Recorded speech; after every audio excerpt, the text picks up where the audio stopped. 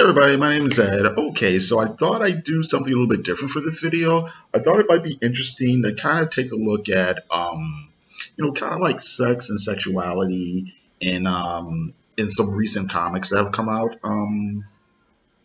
recently. um, Not too much of it is really explicit or anything like that. It's not about porn or anything.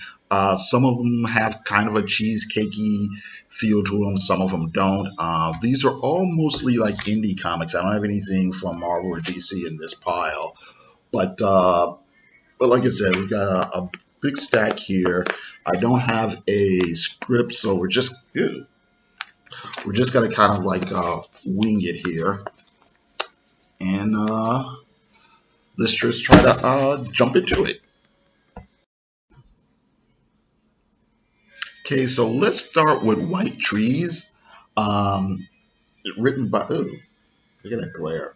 Written by Chip Zdarsky. The art is Chris Anka and Matt Wilson. Matt Wilson did the coloring. It's basically a fantasy story. The premise is the son and the daughters. Yeah, the son and the daughters of these characters have been captured by a rival kingdom, and these guys are all like ex-warriors, and now they have to pick up their swords and their bows and arrows, and and go find the missing teenagers, and they fight dragons and deal with demons and fight warriors all along the way. Um, the thing I wanted to bring up, this is a for mature readers comic, and I'm sure it's because of this scene here while they're traveling across the country. Oh, let's just show you some of the normal art first. It's actually very nice looking. Um, okay. Right. We're legends. But on their travels, there's some fighting a dragon or something. They get tempted by the evil spirit fairies or something who try to entice them sexually. The scene gets kind of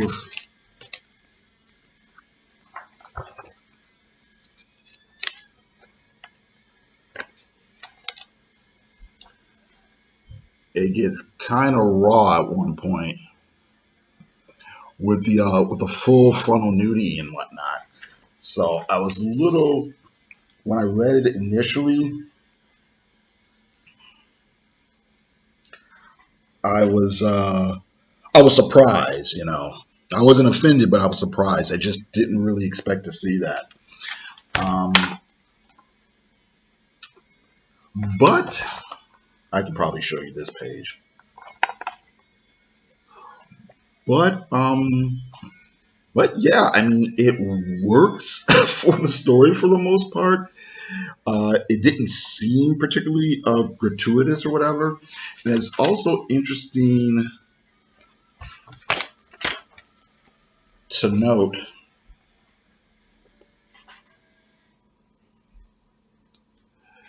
that the characters, there's a gay couple here.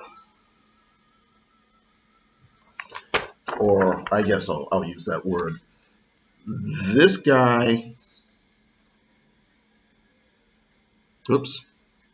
trying to cut down on this glare. This guy and this guy are in a romantic relationship, and they're living together.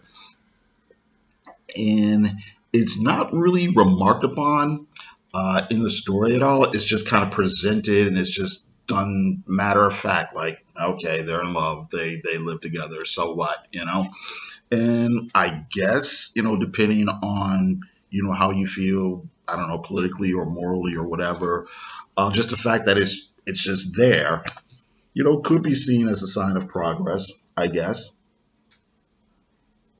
If you're somebody that doesn't like too much so-called identity politics, a big deal isn't made out of the relationship. And if you're somebody who wants to see more, representation of alternative couples and things like that, like I said, you would probably see that as progress. And it's also interesting too when the fairy, sprite, ghost people or whatever come to tempt them, come to tempt the guys. Uh, it's what do I want to say? They do it. Um, how do I want to put this? It's the temptations, are presented for each character's actual sexuality. So this guy is tempted by a male character. This guy is tempted by, male and female characters. And our guy here is tempted by a female character, whatnot. So interesting. Interesting. Okay, so next I wanted to bring up Peter Cannon Thunderbolt. For people who don't know, Peter Cannon Thunderbolt is an old Charleston superhero, and he's the loose inspiration for the Ozymandias character in the Watchmen movie and TV show and graphic novel, of course. I really don't want to talk about the story. That could be its own video in and of itself. But I did want to bring up some of the covers and alternative covers for this comic. The reason being, a lot of times in when people talk about superhero comics, sometimes the subject comes up about the over sexualization of some of the female characters. And a lot of times people will counter and will say, well, the men are idealized too. But I think it always depends on the artist and what type of idealization they're going for. So getting to the point, you look at this cover here, and Peter Cannon, he's really built, he's ripped, he's athletic looking, he's about to take somebody, looks like he's about to handle some business, right? And you get that as well here for this cover. Again, it's a typical superhero action pose, but these other covers with the same character drawn by, oh wait, I should probably mention this one's drawn by Sean Phillips, and this one is Chris Anka. These other three covers are drawn by Paulina, I'm gonna say her name wrong, Ganacho. B covers. But look how he's depicted here. And that's his partner there. They look like male models. They have a very pretty boy look. They're obviously supposed to be sexy and alluring as opposed to, being badass or whatever.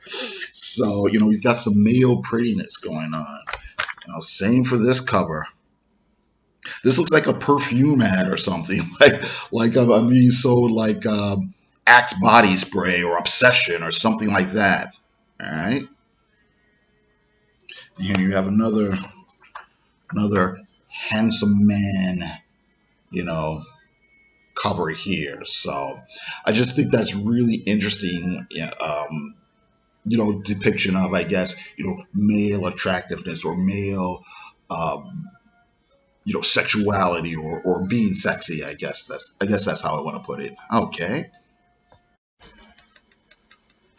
Okay, so next is going to be Die Kitty Die by Dan Parent and Fernando Ruiz. It's published by Chapter House Comics. Dan Parent is a longtime Archie Comics artist, and basically the premise of the comic is the main character is Kitty, and she's kind of this Sabrina the Teenage Witch type character, although she's an adult.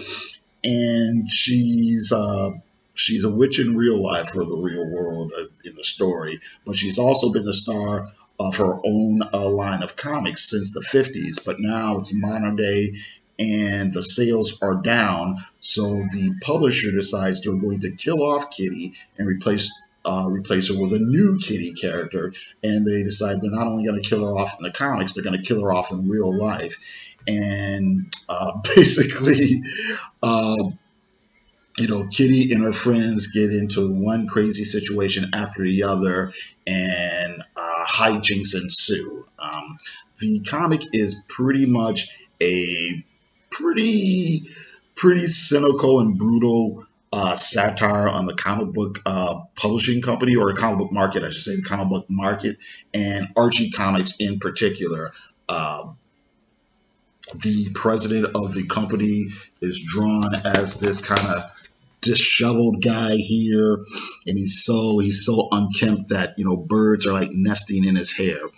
And and like I said, there's kind of digs at all the different gimmicks that we see at the comic book market these days. The events and the gimmick covers, and the stunts, the marriages, the deaths and rebirths and all that sort of thing.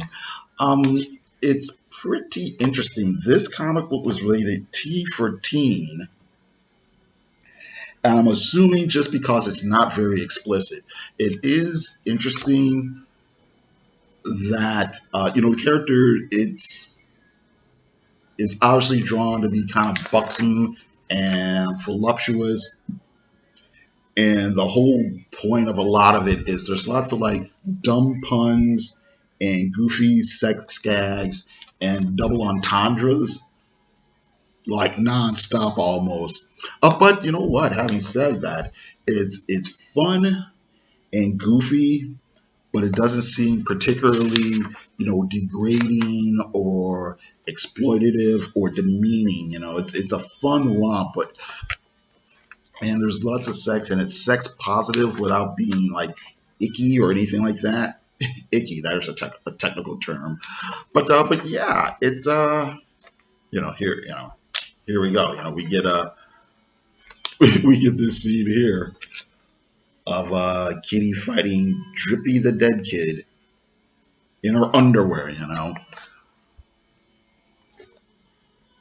But like I said, it's goofy. It's goofy and it's fun. It's fun. It's a fun campy romp. Like I said, lots of dumb gags. They're dumb gags on purpose, silly puns and whatnot.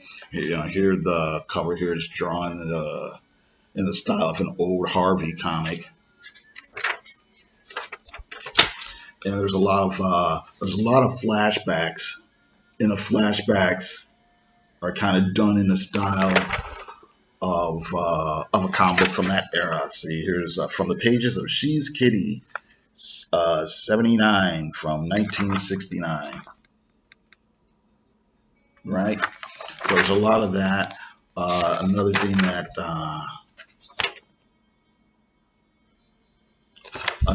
they have in the comic here is there's a lot of, well, back in the day, in a lot of kids comics and a lot of comic books that were for girls, you'd have like paper dolls and fashion pinups and fashion layouts and things like that. So that's kind of a tradition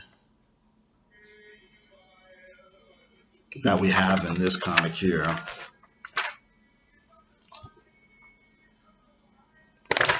And let's see here.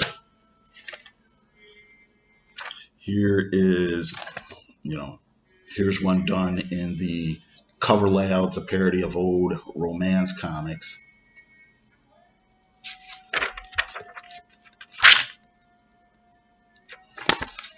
Fake ad. Oh, and there's fake ads on the back of this one as well.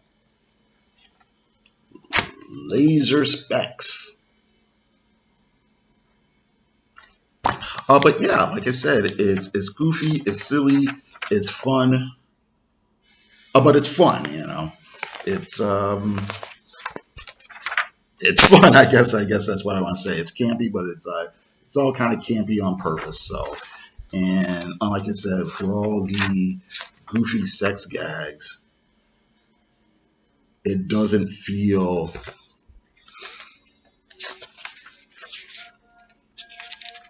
it doesn't, feel particularly,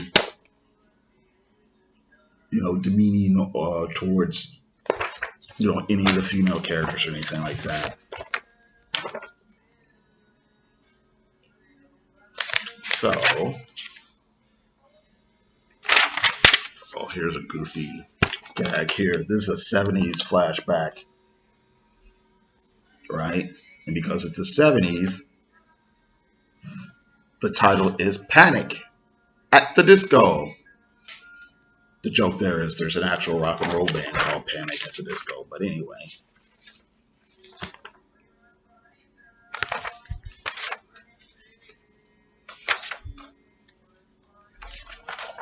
Ooh, the vultures. There we are at the comic book convention.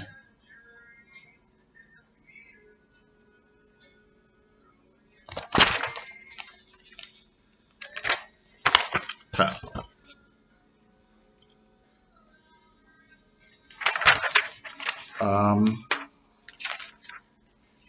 Oh,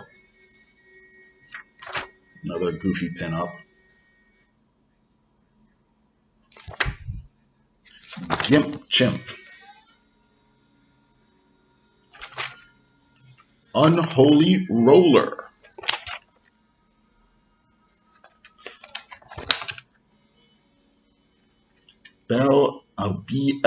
Beelzebub. All right, okay.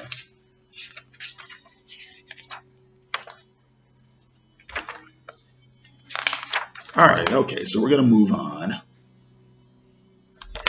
Alrighty. Okay, so the next thing is going to be another series, mini-series from Dynamite, featuring the adventures of Bettie Page. Bettie Page was a model back in the 50s, I guess.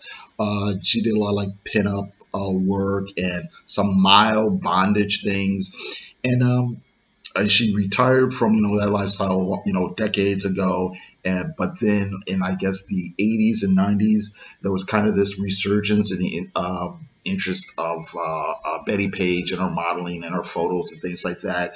I think she kind of stood out to a lot of people, uh, I guess, because the some of the stuff she did was kind of kinky, but it was also kind of I don't know what word I want to use, kind of fun looking. She's smiling in a lot of pictures. She had a certain amount of charm. That's what I want to say. A certain amount of charm that really kind of stood out for a lot of folks. And, a lot of people have, there's this, her basic look has gotten a little bit more popular. She's popped up in various bits of media where people are doing homages or tributes and rip-offs and things like that. Now, I should probably mention, I think she was like the inspiration for the female lead in Dave Stevens' Rocketeer comic back in the 80s. And there's been multiple comics and things like that featuring Bettie Page. Now, I don't know how official any of these things are. She died like roughly 10 years ago, so I don't know if her estate is controlling things like this. I'm assuming. But in this particular adventure, basically, Bettie Page is some type of secret agent or government agent.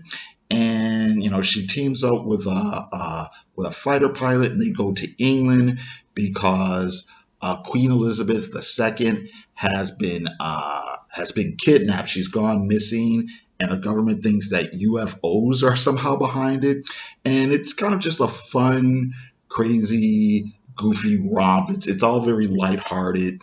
We meet some historical figures. There's a fake James Bond type character in here. Winston Churchill shows up. The art, for the most part, is by Julius Ota. And what's interesting about the actual comic is these covers, or not this one in particular, but I'll show you some of these. These covers are like basically the spiciest thing about the comic. Here's another one. Here's another photo cover, I should say.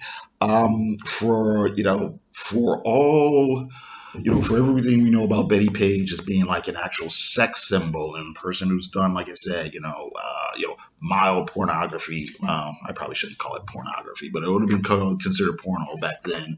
For all, for all of our awareness, I guess I should say, as her being a sex symbol, there's no sex in the comic. And it's all very wholesome. I'm sure the character's drawn to be cute and attractive, of course. But there's nothing really racy or spicy, or exploitative or anything. Like I said, it's just a straight up action, or should I say, adventure comic.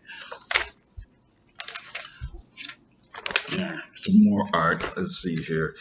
And let's see, there's no real sort of nudity or anything like that. But like I said, the character is drawn. She does look hot. She does look cute. It's very, for lack of a better word, respectable, because I can easily see how somebody could have, made the whole thing kind of a TNA fest. Look at this. See, you've got this kind of cover here, which is, I would say, kind of a TNA thing. But the inside, again, it's all very wholesome. So, okay, let's see here.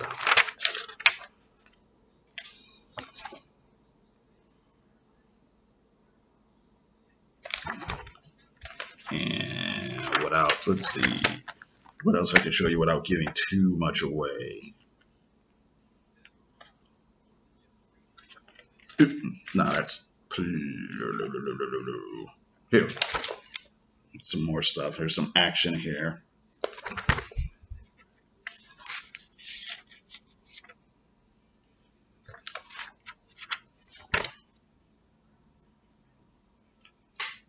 Alrighty. Okay, so moving on.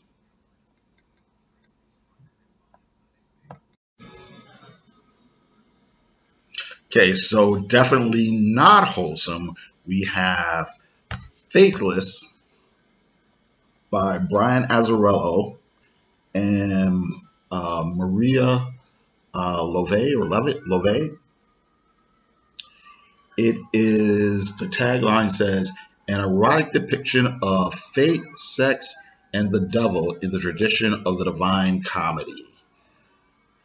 I have not read the Divine Comedy. I guess it's a poem about somebody going to hell or something. Okay, but anyway, this is a Paul Pope cover. This is Fabio Moon, Cliff Chang. Oh wait, is this Paul Pope?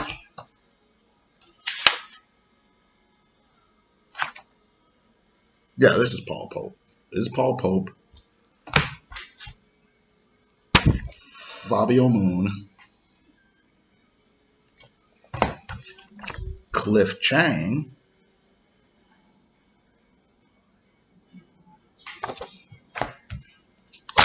I think this is another Paul Pope, or I don't know.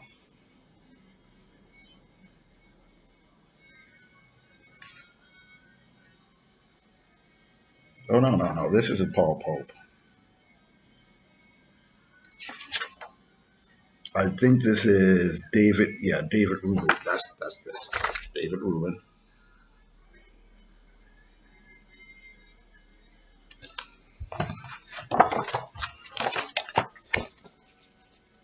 Becky Clunan, or Clunan.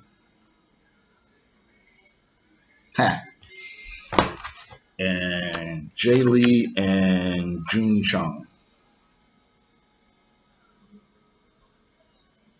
Okay, so the story has to do with this young woman. She's kind of an artist. She has a gallery and a loft. She's got a group of friends. And she meets this mysterious girl, and they kind of have a kind of have an affair. She kind of falls for her, and that person leaves town. And then the girl's weird, creepy dad starts showing up, and the main character ends up having an affair with him. And weird stuff starts happening. It's also suggested that the main character dabbles with witchcraft and may or may not have, or well, actually seems to have like powers of her own and whatnot. It's kind of this weird, sort of supernatural love affair type story, if you want to call it a love affair. Um, but yeah, it's really weird. It's moody. It's atmospheric. It's not very plot driven. It's very I'd say it's more of a character piece than anything else. And yeah, for the most part, I enjoyed it. It's pretty explicit. Um, I don't know if it's solely um what do I want to say here? I don't know. I don't know if I even really want to call it pornographic. I don't know. I guess maybe that's the I don't know what line I would draw between something being erotica versus porn being porn, But I mean there is an attempt at saying having a story and characters. Uh, there's a high level of craft to it. I don't know, maybe that's the line. But yeah, it's kind of a quirky, offbeat. I'll say quirky, semi-cartoony. I'll say semi-cartoony art style, but I found it very interesting and appealing. I guess Brian Azzarello and Maria LeVay are actually trying to say something, make a statement about um, art and ambition and risk taking and seizing the day and all that sort of thing. But I found it really intriguing. Um, let's see here. As far as this is another interesting thing, where again, as far as sexuality is concerned, I don't think at any point in the story do people say, "Oh, let's see here." Well, I better show you that stuff there. Do At no point in the story do people actually say the words, gay or bisexual. It's just all kind of presented in a very matter of fact way. So, very interesting here. Here's creepy dad.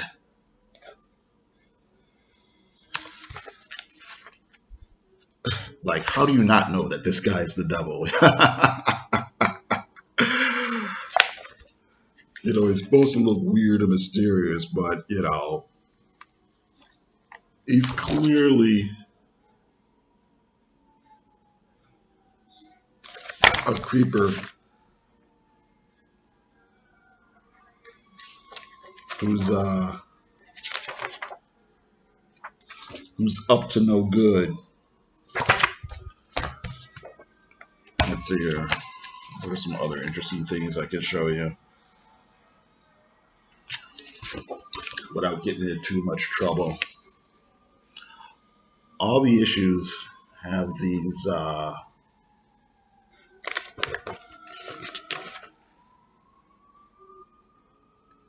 well, I guess I can get away with this. Have these quotes on the back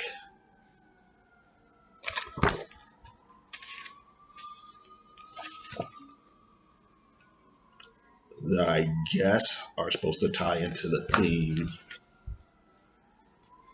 Maybe it works, maybe not so much. I'm kind of torn on that. That's such a device that you see in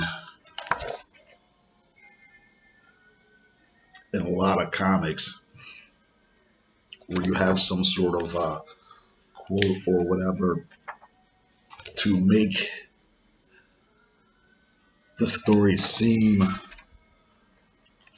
more. Um, there's a level of pretension to it when you see, especially in a lot of like superhero-ish comics. But then again, we're actually trying for something weird and artsy anyway. So I guess that kind of works for the format and the package that we have here.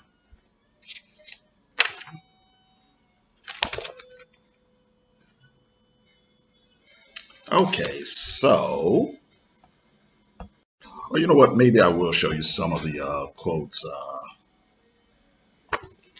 Rumi,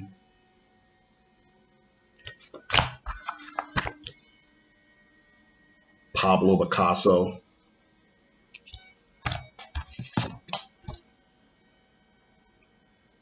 Matthews,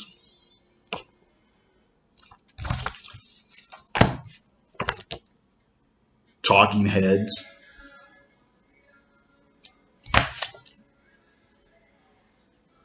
I think one of these, well, this is the Canterbury Tales, and one of these has a quote from Dante's Inferno, I'm sure. Oh, it's this one.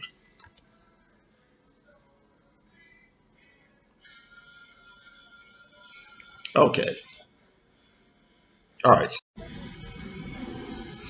Okay, so yeah, that'll be it for right now. I think that's enough. I kind of wanted to show different types of comics that took different types of approaches, a variety of different approaches. Yeah, that's what I want to say, and not just do something where it's the same uh, style or the same thing over and over again. So I think we had a good mix there. Okay, so yeah, that's it. Thank you very much for watching, and you guys have a good day.